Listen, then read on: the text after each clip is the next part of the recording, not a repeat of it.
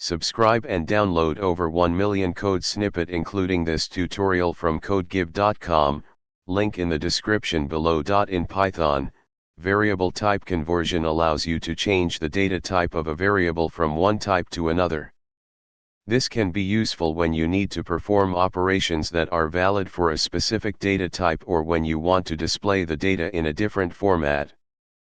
Python provides built-in functions for type conversion, making it easy to convert variables between different types. Before we dive into type conversion, let's review some of the basic data types in Python. Python also performs automatic type conversion in certain situations, such as during arithmetic operations.